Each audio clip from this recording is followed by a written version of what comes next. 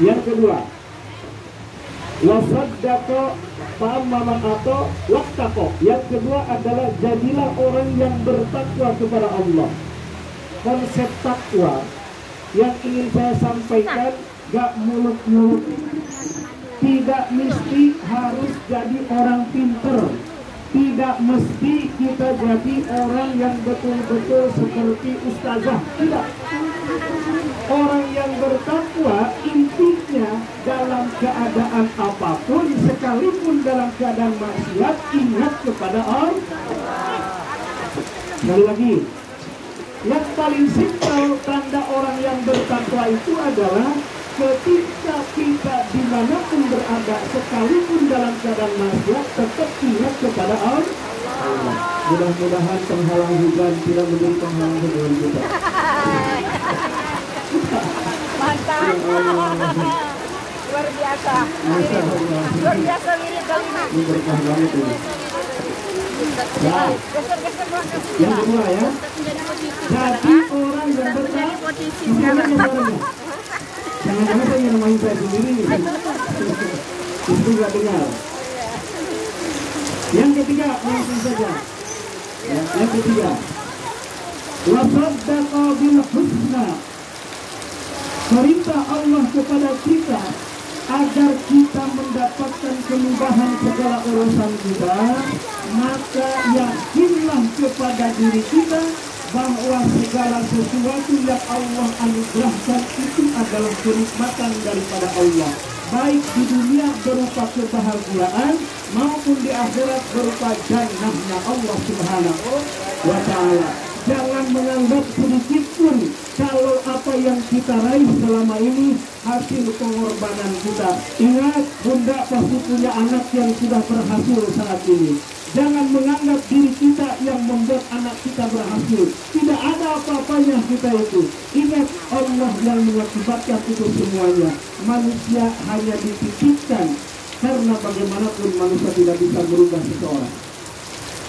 Tapi kita diperintahkan oleh Allah untuk membimbing, untuk mengarahkan, bukan untuk merubah. Makanya sombong kalau seandainya ada seseorang mengatakan saya akan membuat perubahan. Betul?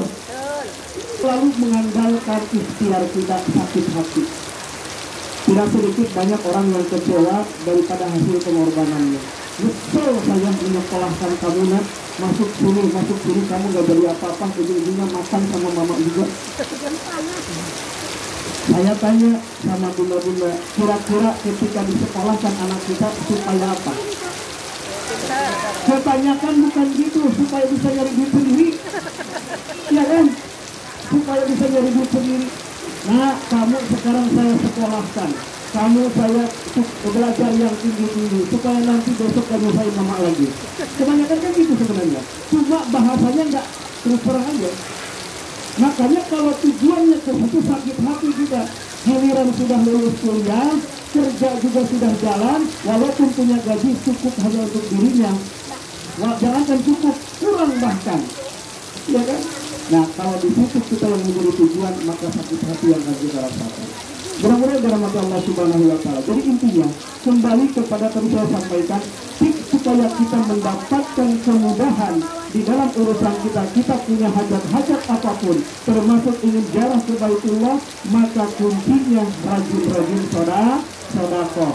Saya sudah mempraktikkan hal itu dan boleh bunda-bunda praktikkan. Bukan saya takabur, bukan. Saya pagi kalau ditanya punya duit, saya nggak punya duit. Ya, kalau ditanya saya pintar, jauh banyak yang lebih pintar.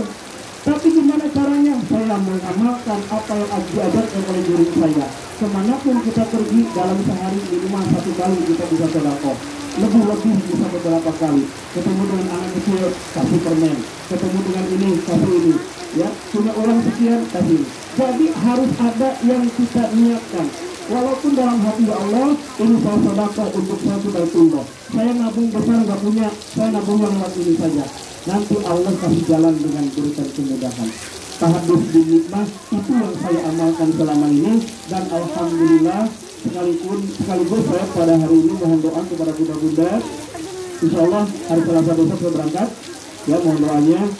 Ya, walaupun kemarin berangkat juga sih sebenarnya, tapi ini agak beda dikit. Agak beda dikit. Lama ya Ustaz ya? Mudah-mudahan, ya. Agak lama. Ya kalau haji 40 hari ya. Nah, mudah-mudahan siapapun yang mendoakan saya, khususnya yang tidak, kita doakan mudah-mudahan bisa berangkat ke Baitullah. Amin ya Allah ya Rabbal alamin. Dan pesan kepada kita semuanya, kepada diri saya, kepada budak-budak semuanya, khususnya kepada Syahidul Bait yang baru diturunkan keturunan ini yang ketiga, masya Allah, keturunannya anugerah daripada Allah Subhanahu Wa Taala. Jangan sekali-kali kita jadikan anak sebagai sarana untuk memuaskan nafsu kita. Dalam arti kata, kita membesarkan anak kita niatkan karena Allah. Kita mendidik anak kita karena Allah, bukan karena kita ingin dibantu nanti suatu saat oleh anak-anak kita. Ya, keturunan yang ketiga ini ditambah-tambah keberkahan oleh Allah Subhanahu Wa Taala, dan juga mudah-mudahan segala urusan keluarga besar Syahidul Bait dilancarkan oleh Allah Subhanahu Wa Taala. Tadi acaranya apalagi?